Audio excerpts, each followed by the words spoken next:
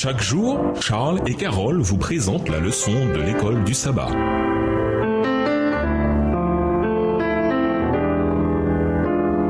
Bienvenue dans votre émission Dieu nous parle. Nous voilà à la leçon de lundi, le retour du Christ. Les apôtres et les premiers chrétiens considéraient le retour de Christ comme la bienheureuse espérance, Tite 2, le verset 13. Et ils attendaient l'accomplissement de toutes les prophéties, de toutes les promesses des Écritures lors du second avènement de Jésus. Les adventistes du 7e jour tiennent encore fermement à cette conviction. En fait, notre nom même, adventiste, le déclare sans équivoque. Tous ceux qui aiment Christ attendent avec impatience le jour où ils pourront partager une communion en face à face avec lui. D'ici là, la promesse du retour de Jésus exerce une influence d'unité sur nous en tant que peuple de Dieu. Qu'enseignent les passages suivants sur la manière dont se déroulera le retour de Christ? En quoi est-ce différent de certaines idées qui ont cours à ce sujet? Lisons Acte 1, verset 11, Matthieu 24, versets 26 et 27, Apocalypse 1, verset 7, 1 Thessaloniciens 4, versets 13 à 18 et Apocalypse 19, les versets 11 à 16.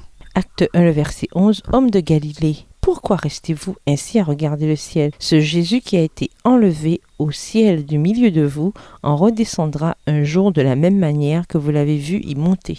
Matthieu 24, versets 26 et 27, Si l'on vous dit, regardez, il est dans le désert, n'y allez pas. Si l'on prétend, il se cache en quelque endroit secret, n'en croyez rien. En effet, quand le Fils de l'homme viendra, ce sera comme l'éclair qui jaillit du levant et illumine tout jusqu'au couchant.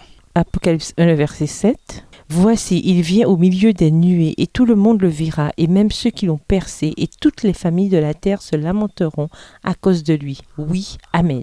1 Thessaloniciens 4, versets 13 à 18. Nous ne voulons pas, frères, vous laisser dans l'ignorance au sujet de ceux qui sont décédés, afin que vous ne soyez pas tristes de la même manière que le reste des hommes qui n'ont pas d'espérance. En effet, puisque nous croyons que Jésus est mort et ressuscité, nous croyons aussi que Dieu ramènera par Jésus avec lui ceux qui sont morts. Et voici ce que nous vous déclarons d'après une parole du Seigneur. Nous qui serons restés en vie au moment où le Seigneur viendra, nous ne précéderons pas ceux qui sont morts.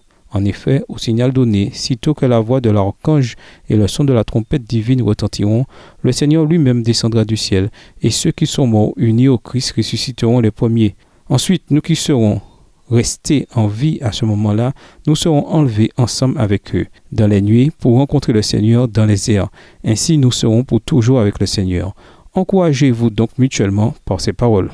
Apocalypse 19, les versets 11 à 16. Là-dessus, je vis le ciel ouvert, et voici, il y avait un cheval blanc. Son cavalier s'appelle Fidèle et Véritable. Il juge avec équité, il combat pour la justice. Ses yeux flamboient comme une flamme ardente.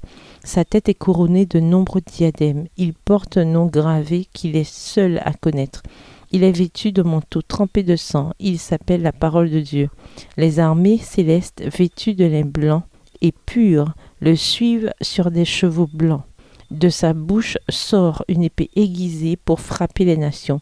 C'est lui qui sera leur berger, car il les dirigera avec un sceptre de fer. Il va aussi écraser lui-même le raisin dans le pressoir à vin de l'ardente colère du Dieu Tout-Puissant. Sur son manteau et sur sa cuisse est inscrit un titre, Roi des rois et Seigneur des seigneurs. La Bible n'a de cesse de nous assurer que Jésus reviendra pour réclamer son peuple racheté.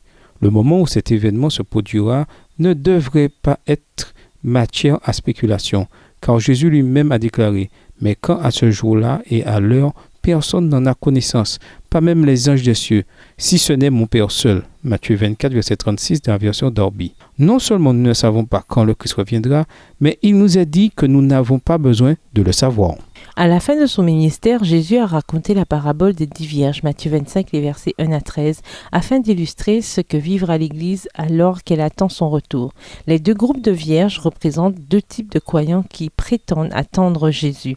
En apparence, ces deux groupes semblent similaires, mais quand le retour de Jésus prend du retard, la véritable différence entre eux devient évidente. Un groupe, malgré le retard, garde son espérance vivante et a fait la préparation spirituelle nécessaire.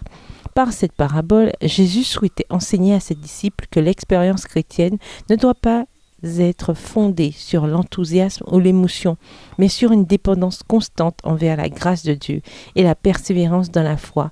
même quand nous n'avons pas de preuves tangibles de l'accomplissement des promesses de Dieu. Jésus nous invite encore aujourd'hui à veiller et à être prêts à tout moment pour son retour. Bien que notre nom même, adventiste du 7e jour, témoigne de l'importance cruciale que revêt le retour de Jésus, comment, à titre personnel, toujours garder à l'esprit la réalité du retour de Jésus? Comment, alors que les années passent, ne pas faire l'erreur contre laquelle Jésus nous a mis en garde dans la parabole des 10 vierges? Et nous vous laissons avec la question du jour. Quel est le prix de votre salut? Au revoir. Et à demain si Dieu veut. Dieu nous parle.